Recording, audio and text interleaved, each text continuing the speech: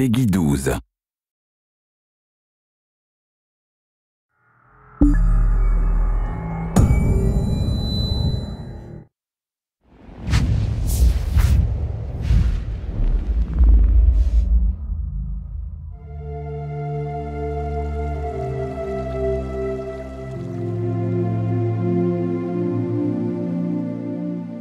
With the Elder Scrolls Online, we're bringing two different groups of players together. We got the Elder Scrolls crowd, which is used to great games like Skyrim and Oblivion and Morrowind and the older games. And then we have the MMO crowd, which is used to all the great MMOs from the last 15 years. We're bringing them all together into one great game, and we're really excited to tell you about it.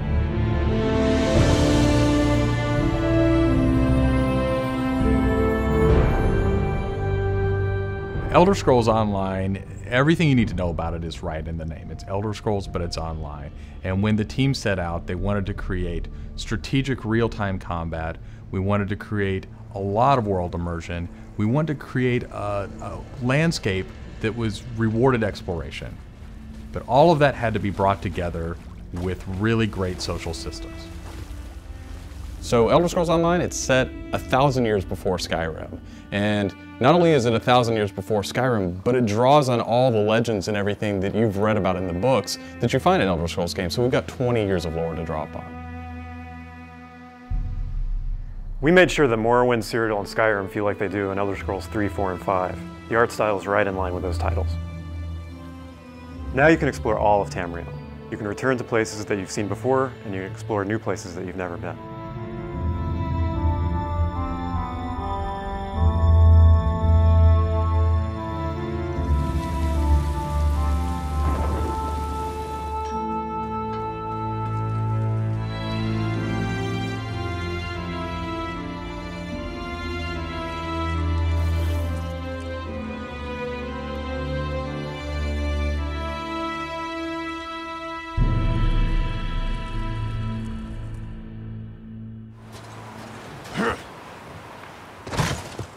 This is an Elder Scrolls combat system. Moving your mouse will make you look around and aim your weapon. You can tap your left click to attack, hold it to power, hold your right click to block, and of course, sprinting, crouching, and sneaking around play a role.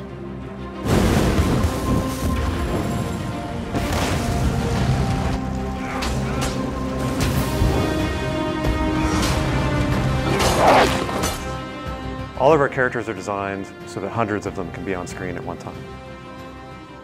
You're going to have lots of customization options to make your character look unique. You'll find Dwarven armors, Daedric armors, Elven armors, basically all the types of armor styles and customization options that you expect from an Elder Scrolls game and the Elder Scrolls lore.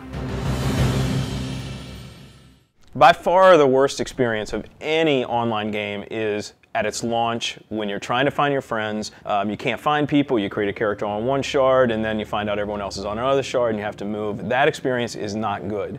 So we are not going to have shards. We have a technology we call Mega Server, where all players are on one server. So all your friends are right there, you just create a character, you click play, and you go. The game is smart about where to put you. It puts you in game spaces with your friends, with your guildmates. It's a way to be connected with everyone, and the game figures out where to put you. So with Elder Scrolls Online, one of the big things is that you'll be able to get together with your friends and overcome obstacles. So things like public dungeons, heroic dungeons, but most importantly, when you participate with your friends or even just with strangers, you're not competing for resources. You're all working together to overcome something, and you get equal credit for that. As a player, you're able to start off by picking one of 9 races. You'll be able to pick a class, so that's just the start though. From there, all of the choices you make with quests, all of the choices you make in which abilities you choose, which weapons you use, which armor you use, really help make your character stand out in the world. The basis for the customization system in Elder Scrolls Online is that you can use whatever weapon or armor type you actually want to use. You can play as a heavy armor character who's a tank, with bow, or you can play as a mage who uses a two-handed weapon, or you can play as a sneaky guy who runs around healing people. Sort of the combination that you selected out of what armor type you use, what weapon type you use, and what class you use really creates a unique character experience for you.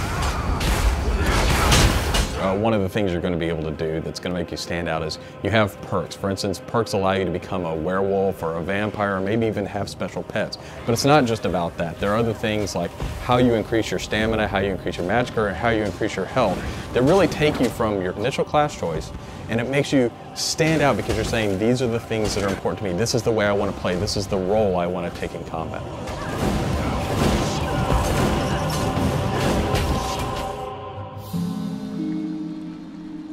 Questing in Elder Scrolls Online was built around a pretty simple concept, and that was that we wanted the player to explore.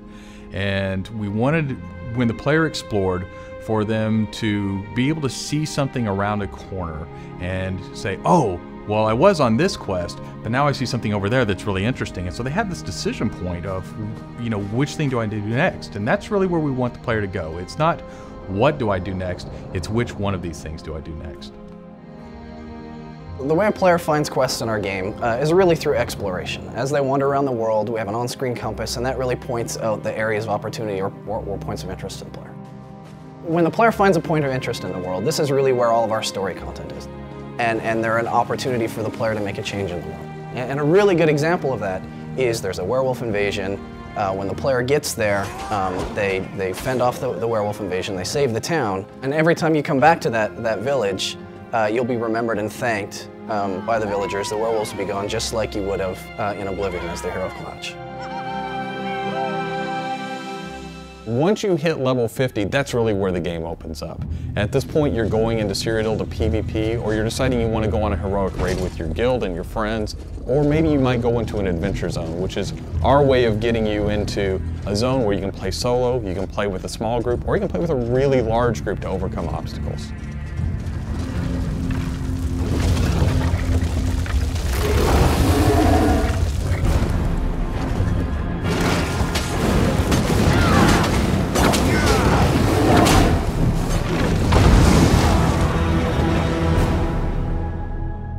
PvP in Elder Scrolls Online is focused around taking various structures in Cyrodiil. If you remember Cyrodiil from Oblivion, the space is very large, and that's a perfect setting for having three alliances fight each other. During this timeline, Imperial City is up for grabs, and there's no Emperor, so players are going to be fighting using trebuchets, catapults, all kinds of weaponry to take and hold keeps, structures, and resource fixtures around the keep to actually give the opportunity to crown one of themselves as an Emperor.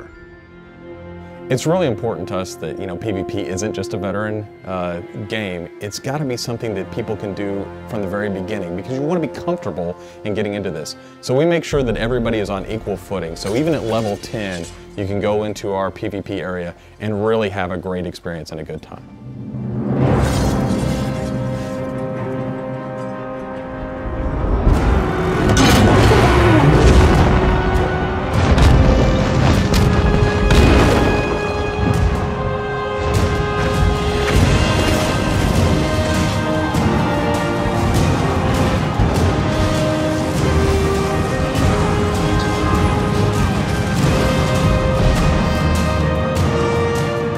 With a game the size of the Elder Scrolls Online, it's really hard to, in one demo, one presentation, one video, to list everything about the game.